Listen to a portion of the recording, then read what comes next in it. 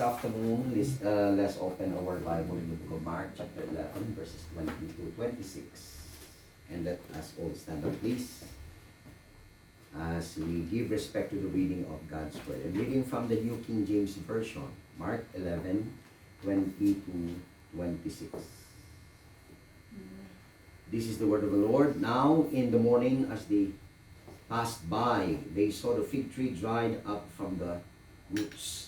And Peter, remembering, said to him, Rabbi, look, the fig tree which you cursed has withered away. So Jesus answered and said to him, have faith in God. For assuredly I say to you, whoever says to this mountain, be removed and be cast into the sea, and does not doubt in his heart, but believes that those things he says will be done, he will have whatever he says. Therefore I say to you, whatever things you ask when you pray, believe that you receive them, and you will have them. And whenever you stand praying, if you have anything against anyone, forgive him, that your Father in heaven may also forgive you your trespasses. But if you do not forgive, neither will your Father in heaven forgive your trespasses. This is the word of the Lord. May the Lord bless the reading of His word. Shall we pray? Loving Heavenly Father, we thank you for today. We thank you for this time, that we could commit this to you in your power, in your grace, that we enjoy your word, that Holy Spirit will speak and talk to us in a personal way, the way we should live, the way we should have faith in you, and the way we should entrust everything to you on the daily basis, the life that was given unto us. May you speak to us in a special way, that we will understand this through His teaching and guidance. And thank you, Lord, as we this prayer. Be gracious to each and every one of us, even to your servant. We commit and we ask all these things in Jesus' name. Amen. You may have your seats, please. I prepare this message for us this afternoon, entitled Have Faith in God, which was taken from verse number 22. So Jesus answered and said to them, have faith in God. Okay. Very significant ang tinatawag na trust o faith sa Panginoon. May isang bata na matagal na nag-observe sa matanda doon sa gilid ng beach, and then tinitingnan niya mabuti yung matanda. Pagkatapos niyang in-observe, tinanong niya, Christian ka ba? Sabi niya sa matanda, yes. Binabasa mo ba ang Bible? Sabi ng matanda, yes. Nagpipray ka ba palagi? Sabi ng bata. Sumagot uli yung matanda, yes.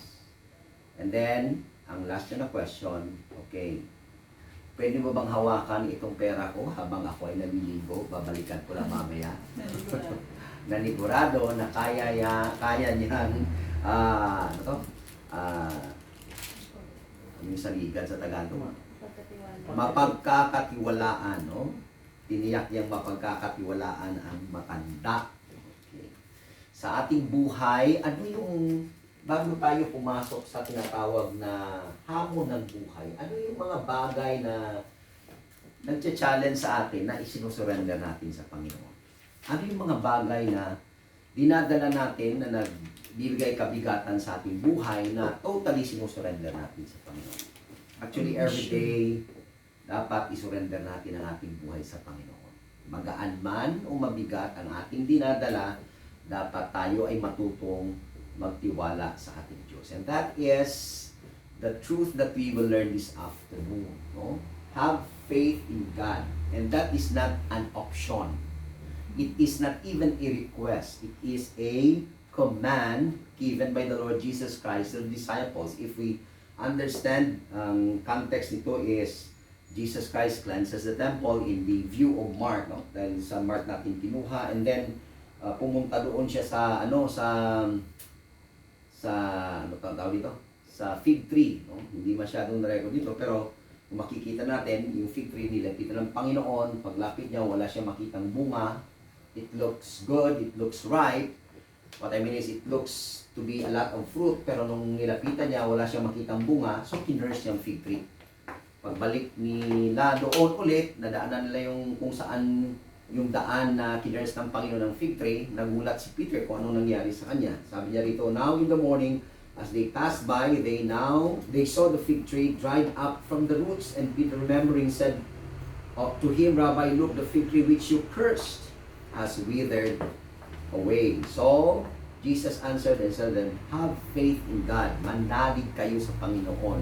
Ano kaya ang ibig niyang sabihin? Ang pinag-uusapan yung fig tree na nag-wither, di ba? Yung nawala ng buhay. Actually, tinignan ko yung expression ito, tinanong din sa akin ito, ano bang meaning nun? Ano ba talaga? Bakit nagalit si Jesus Christ? Hindi naman pala season ng fig tree.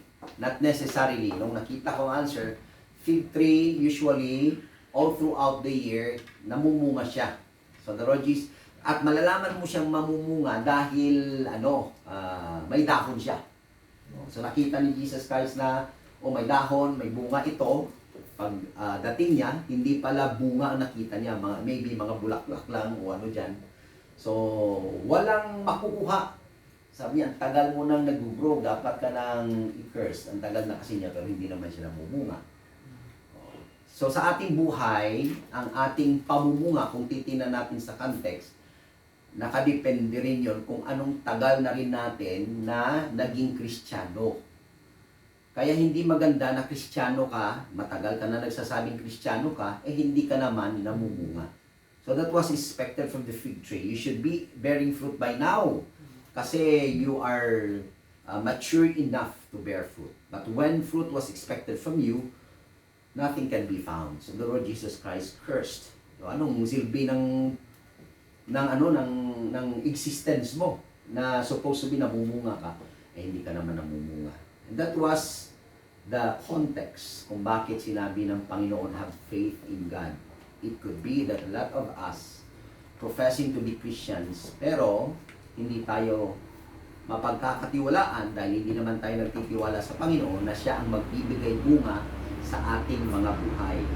Yung mga nakikita sa atin na mga character na nag-grow tayo, it could be our own way of growing our self. Kaya hindi nakadepende sa Panginoon, hindi siya nagiging long-lasting. So ang number one dito na katotohanan na sinabi is, ito ay iniutos ng Diyos. Na na tayo ay palaging manalig sa Kanya, hindi lang sa araw-araw, kundi ang lahat ng bagay ay ating ipagkatiwala sa Kanya. So faith is the answer to our challenges in life. Ano man kahirap ang buhay natin, tayo ay patuloy na magtiwala sa Panginoon. And then, what do we do? Mga challenging question po ito. Mga challenging question sa atin. Anong ginagawa natin kapag tayo ay maraming kabigatan o tayo ay nagsisimula ng mag-worry? Ang sasagot po, have faith in God. Why? Because He promises to work everything together for good. When disappointed, have faith in God. He promises to bring good out of bad in the lives of His children.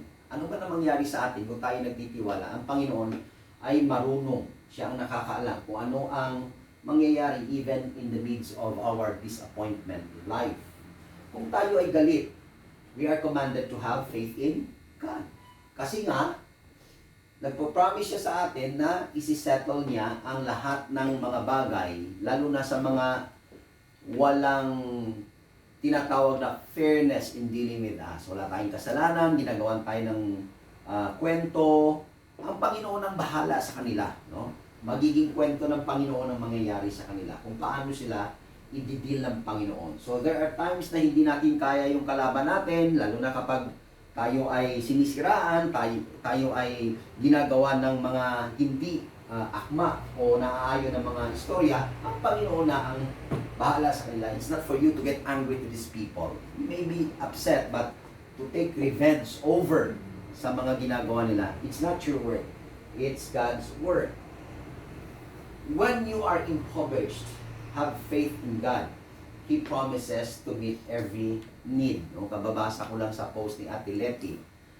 Wala siyang pera, gutom na siya. Bumili siya ng kakainin niya. Ginamit niya yung kanyang octopus. Kaya lang, yung binili niya, hindi tinatanggap ang octopus na pambayad. Kaya sabi niya, dalhin mo na lang ang gutom niyo sa bahay. Wala kang pera no? Sometimes God puts us into those situations na talagang wala tayong magagawa sa sitwasyon, wala tayong pera, ginugutom niya tayo. Hindi ko rin alam kung bakit, pero one of the reason could be, gusto rin ng Panginoon na magutom tayo from time to time. Sa kanilang panahon, nagfa-fasting talaga sila. Part yun ng spiritual, discipline. kung paano nila maibabalik ang kanilang buhay sa tama dahil nga sa fasting. Maalala natin isang kwento sa Bible na ang mga disciples given the power and the authority of the Lord Jesus Christ to perform miracles and to cast out demons. But there is this one particular instance wherein they could not cast out the demon from that particular person. And then, nung kinast out ni Jesus Christ, sabi ng mga disciples, nagtataka sila, bakit hindi namin mapalabas yung demon? Itong klaseng mga situation ito, hindi kailangan ng tinatawag na visible manifestation of power. Anong sabi ni Jesus Christ? This can be done only by fasting and prayer. Sometimes tayo ay naiinganyo, tayo ay tungtua kapag may nakikita tayong manifestation of power. No? Si Z, every time na bumababa kami this past week, palagi niya sinasabing, I like Spider-Man. Habang bumababa siya diyan, talagang Spider-Man lahat yung yung action niya. Yung parang web pinapalabas niya. Yun yung imagination natin palagi. Gusto na natin yung talagang fantastic manifestation of God's power, the visible working of God. Pero sinabi ni Jesus Christ, mas powerful yung quiet ka lang. Mas powerful yung nananahimik ka lang sa corner, entrusting everything to God. And this is particularly what the Lord Jesus Christ said to His disciples. No? This can be done only by praying and fasting, not by fantastic casting out in the name of Jesus. Ganun palagi, no? I command you to get out of the person. Naalala ko minsan doon sa Silay, may isang babae na siya lang mag-isa nakatira sa malaking bahay. And hindi niya pa tinatanggap ang Panginoon. And he started to look for people na mayroong kilalang mga marunong mag-exorcise o mag-cast out ng demon. It so happened na yung isa sa mga kakilala niya na nag-work sa court is, yun yung binabible studyhan ko. Sabi niya, tingnan natin si pastor, i-request natin si pastor. So pumunta ako dun sa bahay, i-evaluate yung bahay, pinakiramdaman ko na napakaraming demonyo na nakatira. Mapifeel, pagpasok ko pa lang, sabi ko, ang daming demonyo sa bahay mo. Kasi may mga, lalo na doon sa area, sabi ko, saan yung area na grabe yung demons na nagano siya, sa may area na may telepono. And then tinignan ko kung ano yung area, may mismong pinapatungan niya is the base na mayroong mukha ng dragon. And then doon sa taas, yung parang ganyan niya, may haba-haba ng painting, hindi niya napansin na dragon pala yun. Sabi ko, ang pangit ng itsura ng, akala ko kalabaw pastor, hindi, dragon siya. So lahat-lahat na nasa palibot niya is a manifestation ng ng representation ng evil. Kaya doon sabi ko nag-concentrate yung yung mga demonyo. So kinast out ko and everything, kinausap ko ng mabuti. And then lahat ng mga rooms pinuntahan ko, kinausap ko. Hindi ako sumisigaw kasi yung turo yun ng uncle ng aking asawa. Ilang beses na rin siya nag-cast out. Pero sabi niya, huwag mong sigawan, hindi ka naman mataas sa kanila eh. Mas mataas yung power nila sa iyo. Wala tayong power over sa kanila. The only power that we have is the authority in the name of the Lord Jesus Christ. Dahil niligtas siya tayo, may relationship tayo sa Panginoon. So kinausap ko lang. Pagkatapos na nag-cast out ako, sabi niya, pastor, ini-expect ko, sisigaw-sigaw ka. In the name of Jesus. I command you. Yung mga ganon, di ba? Yung ibang mga grupo, ibang mga pastor, parang ganon yung orientation nila. Dapat sigawan mo talaga. Yung uncle-in-law ko, nakikipag-usap talaga sa mga demonyo yun. Sabi niya, wag mong silang sigawan. Sabi niya, kausapin mo lang na hindi naman, marami namang lugar sa Pilipinas na pwede niyong tirhan. Sabi niya, doon na lang kayo, wag na kayong mang-disturbo rito. Umalis daw yung demonyo. Mismo yung mga bata na pinapasukan ng demonyo. Nasaan na? Umalis na po. Ganon.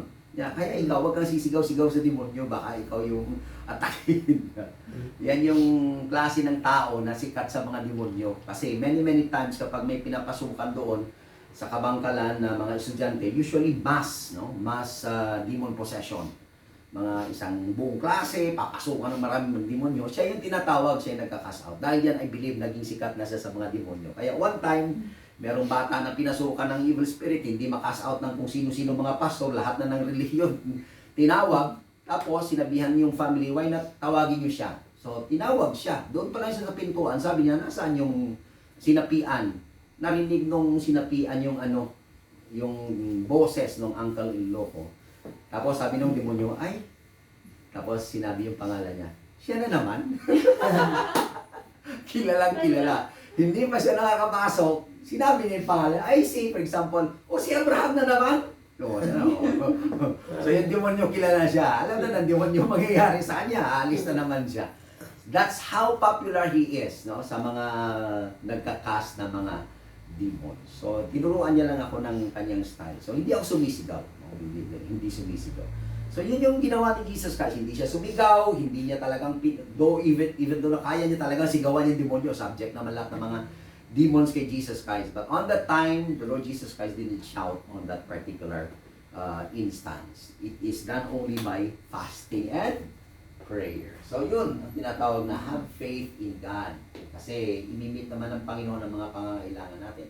So when you're facing sickness or death, anong utos sa atin? Have faith in God. He gives us eternal life. Anong mangyayari sa mga temporal na sakit? Wala namang magagawa yung temporal na mga sakit sa atin. Temporary din yung effect nun sa atin. Kasi nga, meron tayong buhay na walang hanggan na ibinigay ng Panginoon sa ating buhay. And we will enjoy that eternal life together forever with God Himself. Kung tayo ay nalulungkot, anong command po sa atin? Manalig tayo sa Panginoon. Sino ang nalulungkot sa inyo? Yung sinasabing mga Valentines na malalamig ang Valentines. Lalo na rito sa Hong Kong, malamig. Yung mga malalamig ang Valentines, ano ang iniisip nyo? Ano ang pakiramdam ninyo? Nalulungkot ba kayo? Sabi ng Panginoon, nandyan siya sa tabi ninyo. Ang kanyang presensya ang siyang umaakay sa inyo. Ang kanyang presensya ang nagbibigay galak sa mga tao nalulungkot. Hindi natin kailangan yung physical presence ng partner for the sake of having a partner.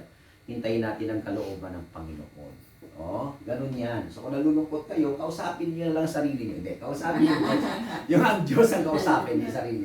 Mas malulungkot kayo pag kinausap niyo sarili niyo, madidepress kayo. Anyways, the second truth about is having faith in God is a truth, no?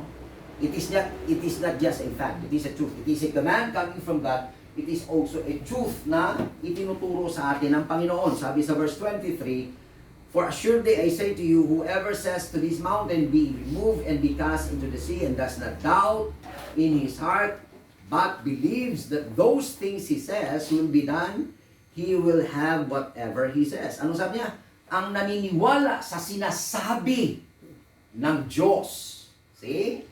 Ang sinasabi ng Panginoon. So, just as the fig tree was a parable, so is the mountain representing specific challenges in our lives. May mga mabibigat, may mga mahihirap, may mga fig tree example sa buhay natin na simple lang. Pero meron ding mountain-like burdens and problems. Okay? Kasi it's a parable. Ibig sabihin, parang contrast sa buhay natin. May fig tree experiences, may mountain-like experiences. Pero sabi ng Panginoon, mapa-fig tree experience man siya o mapa-mountain-like experience siya, when you have faith. Di ba? Kasi yun ang sinabi ng Diyos. Kung meron tayong pagtitiwala sa sinabi ng Panginoon, maliit man o malaki, walang imposible. Yun yung sinabi niya kay Mary, for with God, nothing is impossible nung na-conceive niya as a virgin si Jesus Christ. So, faith does lay hold of specific blessings and victories, but it operates within two concentric circles. Ano yon? God's will and God's word. Okay? Ang pananampalataya dapat meron pong basihan. Hindi pwedeng sabihin, may pananampalataya ako, pero saan mo kinukuha yung basis mo? Pag sinabi may pananampalataya, because anyone can just say he has faith. But the question is, where is this faith coming from? Is it coming from someone na source ng power mo na sabi mo may pananampalataya mangyayari ito? Yung pala, alam mo nang mangyayari kasi may nagsabi na sa iyo na huwag ka mag-alala pag sinabi mo bibigay ka ng 50,000, nandito lang ako. Yung magkaroon na klase, we rely on human resources, we rely on our own strength, and then when we declare something, we declare because we know it's possible. Pero iba yung sinasabi ng Panginoon when we have faith, it always operates in two particular area. Dapat ang ating faith ay nakabase po sa salita ng Panginoon. Number one, kasi sinabi niya yun eh. Hindi natin sinabi. Sinabi ng Panginoon, that's why manalig tayo sa kanyang sinabi. Pangalawa, dapat ito ay kalooban ng Panginoon. Kasi kung minsan, kinukote natin yung scripture, pero out of context. Lalo na yung sinasabing, all things, okay lang yan, all things work together for good. Pero para kanino ba sinasabi yung verse na yon? Kasi nga, hindi lahat po ng Christian pwedeng mag-claim ng ganong phrase o verse. All things work together, okay lang yan, mga problema mo, all things work together for good. Eh what if pasaway siya? Di ba? Pasaway ka, all things work together for good. Nangyari sa iyo yun kasi consequences yun ng ginawa mo dahil hindi ka nananalig, nanampalataya o sumusunod sa Panginoon. That's why may consequence na tinatawag sa action natin na ginawa na hindi kasali ang Diyos. So ang verse na yun, in the context of that particular truth is, and we know that all things work together for what? For good to those who what? Love God. To do according to His purpose. Kaninong magiging all things work together for good kahit na bad na yung nangyayari? Sa lahat sa atin? Hindi po. Sa mga nagmamahalan po sa Diyos. May pagmamahal sa Diyos. Pangalawa, sabi niya, doon sa sumusunod sa gusto ng Diyos. Ginagawa according sa purpose ng Panginoon. Pasaway ka. Araw ng linggo, gala ka ng gala, tapos na-disgrasya ka, tapos kinomfort ka ng mga friends mo, okay lang yan, all things good for good, work together for good. Tama ba sa iyo? Hindi. Tama lang na ma-disgrasya ka kasi pasaway ka. Nire-remind ka ng Panginoon, dapat araw na ibigay mo sa akin saan-saan ka nakikita. Hindi ka pa nagiging magandang testimony. So ang Panginoon na ang, hindi pa nga palo ang tawag doon Kung sa Ilonggo pa, kinuhit na lang sa Diyos. Yan Kung minsan-minsan pinaparamdam tayo, ginaganyan-ganyan lang tayo ng Diyos. Kasi pag pinapina tayo ng Diyos, tingnan ko lang mabuhay pa tayo. Baka hindi na tayo mabuhay, baka malumpo na tayo, di ba? So, yung ginagawa ng Panginoon sa atin, kunti-kunti lang para iparamdam sa atin, nakakalimot ka na. So, hindi mo pwedeng i-claim yung all things work together for good out of its context. It only works for good to those who love God, to those who do according to His purpose. So yun po ang sinasabi doon. So faith does lay hold on specific blessings and victories. May experience natin yung pagpapala, may experience natin yung pagiging victorious sa ating buhay sa dalawang pamamaraan. Dahil may faith tayo sa Panginoon, sa Kanyang kalooban at sa Kanyang banal na salita. Tandaan natin yan We must not depart from God's word and from God's will. Then all things work together for good. We have blessings and victories that we will experience in life. And the third there, second to the last na point na po ito, a procedure. Having faith in God is a command, it's truth, it's also a procedure. Bakit procedure? Kasi kung titingnan natin sa verse 24, sabi niya rito, therefore I say to you, whatever things you ask when you pray, believe that you receive them and you will have them. What's the procedure of applying faith? Of following the command of God to have faith in Him? Prayer. Prayer is the procedure of God. Faith is activated in prayer. Doon mo makikita kung ano talaga ang pagkakaunawa ng isang tao sa kanyang pananalangin. So when we have great problems, alam po niyo, the bigger the problems, ang attitude ko, the more I pray. Hindi ako agad naghahanap ng solusyon, alaki-laki ng problema mo. I just sit there and try to digest and process everything and then quietly praying before God kapag may mga problema akong kinakaharap sa personal kong buhay o sa simbahan. So when we pray according to His will and His word, we're claiming what God has already granted. Di ba? Sabi niya sa isang portion sa Mark 11:24.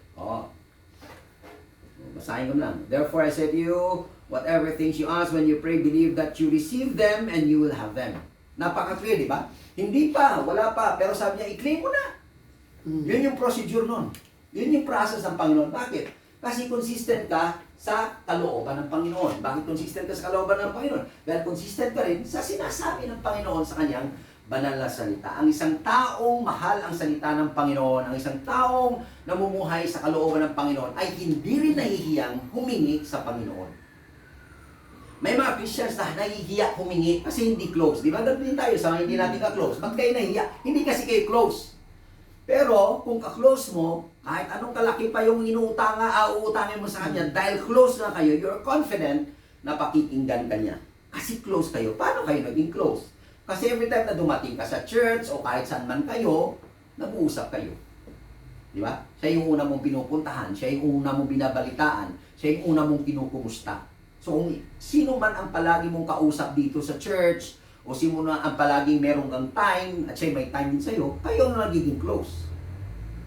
So nagiging close pala kayo kung kayo ay nagbibigay ng time sa bawat isa. At nagsishare ng inyong mga kabigatan sa buhay. So kung may mga problema, siya na yung una mo sabihin, may problema ako. Kagaya nung sinabi ko sa inyo, di ba?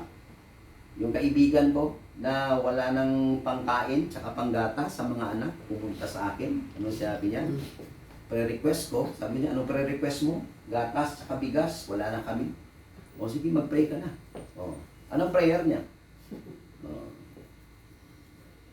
Kayo po ang humipo sa puso ni Abraham na ako ay bigyan ng gatas at bigas. O, walang problema yon. Close kasi kami. O, kaya pagkatapos ng prayer namin, eto na yung answer sa prayer mo. Pambili ng gatas at bigas. Hindi niya magagawa yun. Hindi kami close, di ba? Mahiya siya. Alam niya, saan siya pupunta kung wala siyang pera, nangangailangan siya. Saka close niya. Same sa atin. Kung close tayo sa Panginoon, hindi tayo mahihiya. Lalo ng Panginoon, wala namang limit sa Panginoon pag humingi tayo. May limit bang Panginoon? May sinasabi ba siya sa atin na hindi naman tayo close, hanggang dyan lang? May ganun ba? Hindi. Kahit nga hindi tayo close sa Kanya, kahit nga pasaway tayo, sinasagot pa rin niya yung prayer natin. Kasi nga anak niya tayo at mapagmahal siya sa atin. Pero hindi natin dapat abusuhin yun. We experience the grace of God day to day, but we must not abuse the grace of God in our life. Kasi pag na-abuse natin ang grace ng Panginoon, tayo rin ang magsasuffer. Mas mabigat ang tatanggapin natin parusa kapag ating ina-abuse yung biyaya ng Panginoon. So, we are asking anything from God for the very reason that we are close with God. So, get closer with God para hindi ka mahiya. Pareho sa ginagawa mo sa kaibigan mo. Bakit kampante ka palagi? Bakit comfortable ka palagi? Kasi nga, siya kausap mo. Kayo palagi magkasama. Kayo palagi may time sa isa't isa. Yung senyas na palang ng mga mata nyo, nagkakaintindihan na kayo, di ba? Minsan, hindi na kailangan na magsenyas-senyas pa. Tinginan pa lang, alam nyo na, talala tayo mamaya. Galagitnaan ng preaching ni Pastor, paano tayo mabantayan ni Ate Lorna? Tayo, gano'n, alam na yun, di ba? Kung minsan, excuse na natin yan, o kaya magdodor-to-door na tayo, o kaya magpapa-exchange na tayo, o magpapadala tayo. Daming dahilan, di ba? Dahil close nga kayo. So, we must be close with God. Kung may isa pang person na dapat maging close tayo, is no other than God Himself. And then the fourth principle is, have faith in God. Ano yung hindrance? We are commanded to have faith in God, pero merong mga, anong hindrance sa Tagalog? Sagabal. Sagabal. Hadlang. Mga hadlang. Verse, look, ano yung hadlang para mag-work in faith? 25 and 26. Tingnan natin. Sabi niya, and whatever you stand praying, if you have anything against anyone, forgive him, that your Father in heaven may also forgive your trespasses. But if you don't forgive, neither will your Father in heaven forgive your trespasses. Naawa ako sa mga taong hindi marunong magpatawad. Nakakaawa sila. Kasi ang number one na mamimiss nila ang pagpapala ng Panginoon. Nandito. Hindi sinasagot ng Panginoon na ating mga prayer kasi nga may tinitintim po tayo sa ating mga puso. May tinatago tayo galit o inggit o kahit anong bagay dyan na humahadlang sa atin upang patawarin natin ang isang tao. Mahirap magpatawad ang isang taong hindi rin nakatanggap ng pagpapatawad. Di ba? Kasi hindi nila na-experience yung tinatawag na forgiveness eh. Ito siguro yung mga taong hindi marunong mag-sorry, lahat na lang ng gusto nila, nagagawa nila, akala nila, kaya nila lahat. Hindi. Darating ang panahon na hindi mo talaga kakayanin isang bagay. And because na sanay sila na hindi sila marunong mag-sorry, so hindi rin sila marunong tumanggap ng sorry. May ganung mga tao, matitigas ang puso, matitigas ang ulo kasi na-mold nila yung buhay nila na hindi magpatawad. So ano daw ang hadlang upang ma-enjoy natin yung victory at blessing ng Panginoon sa ating buhay? Unforgiving heart. Diba? Jesus was warning that a cold, unforgiving heart would quench the fire of faith and destroy their effectiveness in prayer. Hindi magiging effective yung prayer natin kung walang pagpapatawad sa ating mga puso. So number 1 po yan. As we ask God for forgiveness, bago tayo manalangin, di ba, humihingi tayo ng tawad, marunong din po dapat tayo magpatawad kahit hindi pa alam ng taong pinatawad mo na siya. At for example, may kasalanan sa ginawa, pag nakikita mo, next time, hindi mo sabihin, ay, may kasalanan ka pa sa akin. Hindi na ganon, di ba? Next time makikita mo siya, ganitong gawin mo, pinatawad na kita. Kahit na hindi ka pa humingi ng tawad sa akin. Oh, yun yung secret nun. Oh, and then, lalambot yung puso mo, and eventually, hopefully, that person, lalambot yung puso niya at maunawaan niya na mayroon siyang mga bagay na ginawa na hindi niya dapat gawin towards sa iyo. So, important yun na magiging mapagpatawad po tayo. So, Jesus actually give us that warning that a cold and forgiving heart would quench the fire of faith and restore their effectiveness in prayer. So, as I close, have faith in God. Are you holding a grudge against someone? Meron ka bang isang taong sabi mo, hindi ko talaga mapapatawa to, laki-laki ng kasalanan dito sa akin, patawarin mo na, please. Okay? Patawarin mo na. Do you have feelings of resentment? Every time na makita mo itong tao to, maalala mo itong taong to, parang umiinit yung ulo mo, tumataas yung dugo mo, ma-high blood ka, and then nasisira ang araw mo? Anong sagot doon? Ito, forgive. Hindi magagamot ang high blood mo kung taong kinaiinisan mo ang dahilan. Tandaan mo yan.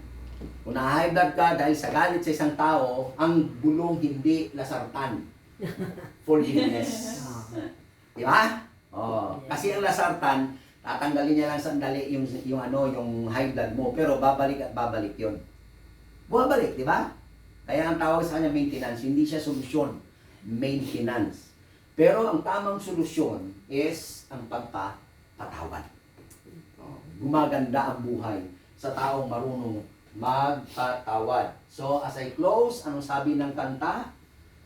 Have faith in God. He's on His throne. Have faith in God. He watches o'er His own. He cannot fail. He must prevail. Have faith in God. Have faith in God. Gusto nyo kantahin?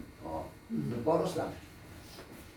Have faith in God. He's on His throne. Have faith in God. He watches o'er His own. He cannot fail.